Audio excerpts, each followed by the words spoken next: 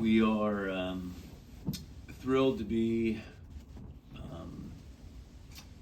hosting and being at home as long as as long as we keep winning. We started out the year with a goal of being a top 4 seed, and we accomplished that, and so that gives us a chance to have the home court advantage, and we're excited to get going, and just are really hopeful for a well-attended match against Morehead State.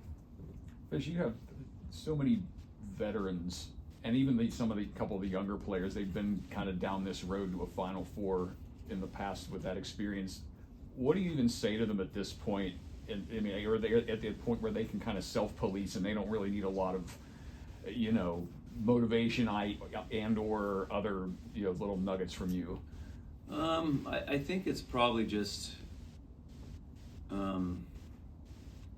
as coaches, it's our job to try to, it's more about honest conversations about keeping them locked in, and there's just a lot going on. There's a lot of media, there's finals coming up, there's family pressure, and so just making sure that we're doing everything we can as a coaching staff to make sure that we're helping them stay focused and lightening their load. First time ever in program history you guys get the number 1 overall. I know you said at the beginning of the season you want to be number 1 at the end, but with just 3 weeks left in the season, what does it feel like to be that true number 1? Yeah, I think I think I'm probably just repeating myself, but I like being number 1 because I like how it's affected our program and the attendance and the buzz. But we're in, our ultimate goal is to be number 1 at the end, and then our ultimate goal is to have good practice today. So, I mean, you guys have been playing at a pretty high level all year, but what has there anything specific you've seen that has gotten better with this group as the year's gone along? I think as compared to the start of the year, I think we're as a team, our settings improved, not just Rachel, but that's improved. I think we're running the back row better than we did at the start of the year. So those are probably, and potentially serving a little better, but I think those are probably the team things. I think the rest is just like plugging away at some individual stuff. Were you surprised with any of the top 4 seeds? I think it was pretty straightforward when they were released. Were you surprised by any of that? No surprise. What do you think about your region? I think, I had a feeling that one side would be pretty heavy ACC and another side would be pretty heavy with Big Ten teams. I was certainly really proud of our conference for getting so many teams in,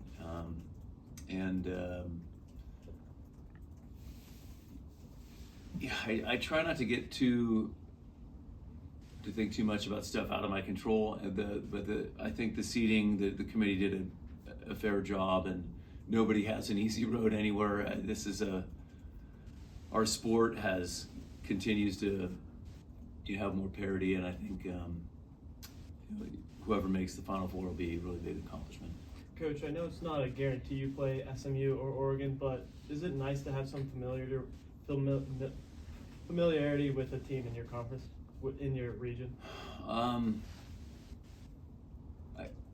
think so. I think it's they probably feel the same way though, right? That they've seen us as well. But I think the biggest thing is just the chance to play those teams at home. Olivia Babcock won ACC Player of the Year. I'm curious, was there a point when you were recruiting her that you really thought that, yeah, she's going to be this amazing player earning all these accolades kind of thing? I think I always thought she could, like really early on. She's she's physically gifted and was newer to volleyball when I first saw her. But so it just was hard to know. I guess I just couldn't have predicted how quickly, or how dominant. But I always, from the moment I saw her, I thought, wow, this girl's got a chance. from your perspective, how has she been able to make the jump so quickly? I think it's probably, if I could know that, I would recruit every kid that would end up being like her. But I think it's a combination of she learns quickly, and I think that part of that is she was a multi-sport athlete, so I think that helps. She has incredibly high standards. She's as a freshman was some kids are just happy to be out there and get a shot, and she'd be, hey, I could have done better. And so she has that that elite level drive. And she's just, the other thing elite about her perspective is she doesn't just care about one part of the game. So it won't be the coaching staff saying, hey, get some extra defensive reps. She'll be the one kind of grabbing us. Hey, I feel like I'm not taking as well as I could. And so she really cares about her whole game. Coach, there's a underrated part of her game?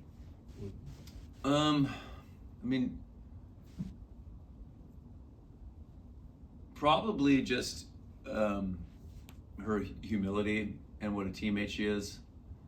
This is this is someone that's never once has she talked to me about playing time, never once in the recruiting process, never she just is a great teammate, and everything she's gotten, she's earned. Coach, another player that made an All-ACC team was Riley Jones with the All-ACC freshman team.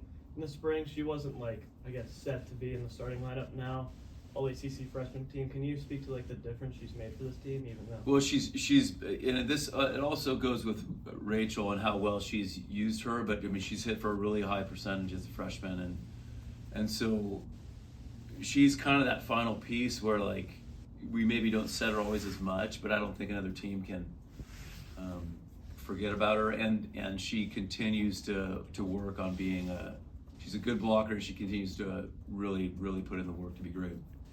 What does it mean to have all 7 of your starters earn all ACC honors for the second straight year? I guess that's right.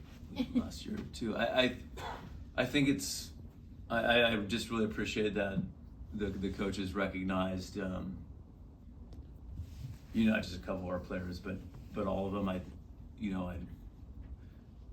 We don't have issues with on my team with jealousy, but it certainly is nice when everyone gets something. Bree Kelly, we knew she was going to be good, but really these past couple weeks has really kind of risen even more. What have you seen from her that's allowed her to take that jump?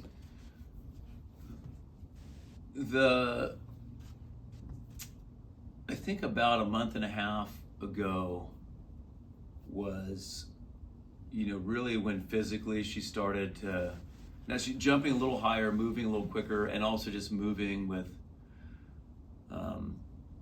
the confidence, to go laterally really quickly without worrying about landing on someone. So I think it just took some time for her to fully heal from the off season, and also she's been training.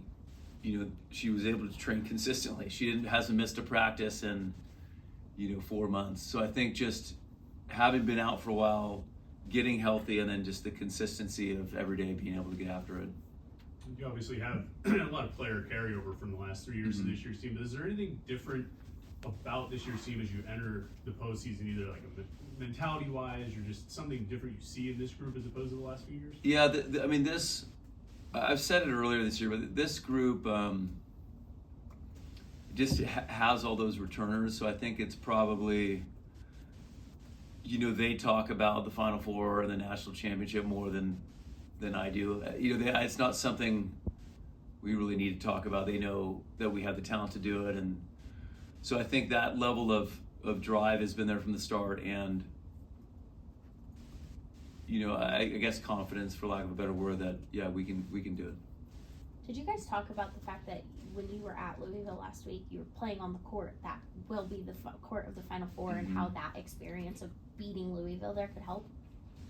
Well, I think either way it was we did talk about it. We got to get there first, but it's pretty rare in any level of sports, that you'd have, 3 weeks out or whatever it was, 4 weeks out, you have a chance to play at the Final Four venue. So, hopefully that proves to be an advantage for us. You mentioned the buzz around this program. You set the program attendance record here earlier this year. What's it just going to be like with seeing the support for the first couple rounds here? That's what I'm probably most excited about is, assuming we advance, I'm pretty sure the attendance will keep getting better, but I'd really love to see, first and second round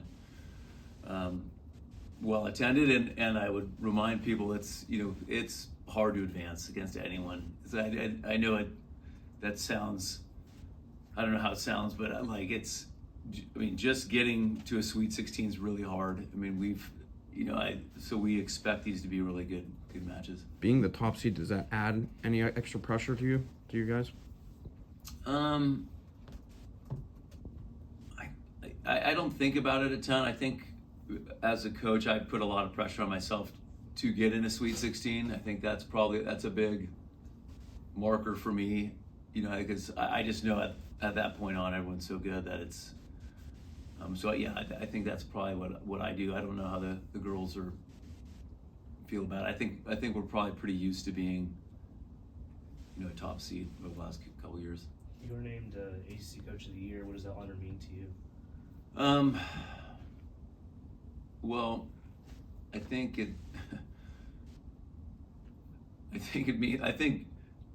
good coaches have good players, and ideally good players have good coaches. So I just feel like it's a team award, and I certainly give a lot of credit to my staff and my support staff. This is the best staff and support staff I've ever had, and so it's credit to them. Kellen said on a podcast the other day that you're going to play up until the Final Four in the Pete. Was that something that was important to you? Because I know, in previous years, it's been one weekend at the Pete, one weekend at the Fitz. Mm-hmm. I think. Well, ideally we'd like to have big crowds, and it doesn't always work out with the basketball schedule. And so just grateful that our administration made it happen, and that it worked out this year. What have you seen from Moorhead State, your first round matchup? Yeah, we're still in the process of scouting them. Actually, in some ways, we kind of reverse scout a little bit. We start with the other teams, and then we kind of get deeper into Moorhead. But we're my assistant reminded me there is one player that we played that was on the team when we played them a couple years ago. But we expect them to come in, and play like they have nothing to lose, and so that's always scary when someone's playing loose, and so we know that we're going to have to come out of the gates with a lot of defensive pressure. What have you seen from UTEP and Oklahoma in your scout? Not super advanced with UTEP yet. Oklahoma plays very, very fast. I'm friends with both their coaches. So they'll pose a unique defensive challenge it's probably the fastest offense I've seen this year. Yeah, that's it for now.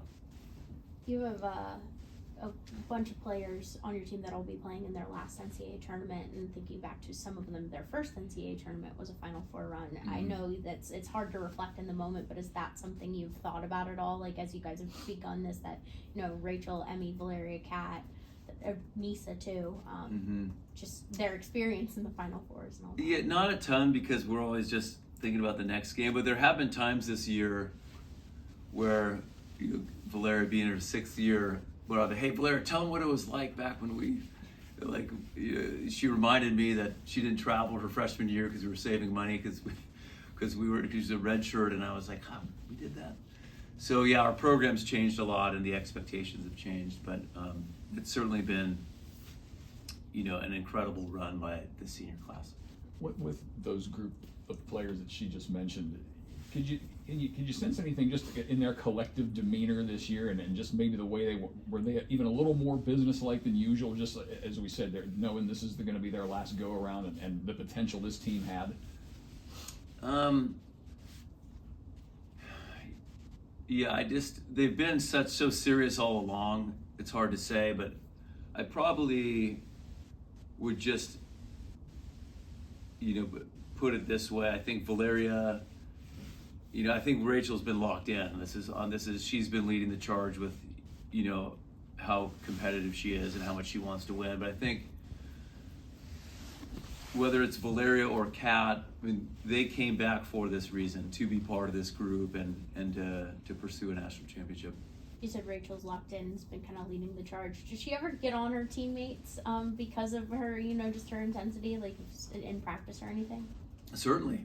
And we have the kind of team culture where that's encouraged, where we like to talk about small conflicts. We don't like big ones. So it's one of our kind of mantras. So we like to be combative in practice and competitive, and we feel like that prepares us for the game. Do you have an example of something Rachel has maybe said or done with a teammate that you've seen like kind of result in a game? Probably like with a teammate. No, I think it's more just taking the lead of the coaches. The only time we really get on each other is when it is for effort plays. So if someone is not going for a ball on defense and so she is I would say she's one of the players that, will hold that standard, as, if the coaches don't say, hey, we need that ball up. But in terms of like setter, hitter connection and communicate, there's like, she's, they're all very collaborative. We all want the same thing. Yeah, how important, I feel like Emmy's importance is always maybe a little bit understated by some people, but how have you seen her grow this season in terms of her play and her maturity on the court? Yeah, I think she is, but she was great last year, so I think she's gotten a little bit better at taking more court in serve receive, like comfortable, like she's really become more of the captain of the back row, and I do think her setting's improved. And probably like parts of her defense are better, like her overhead digging, and but definitely feel like she's just more of a presence, like a better leader than she has been.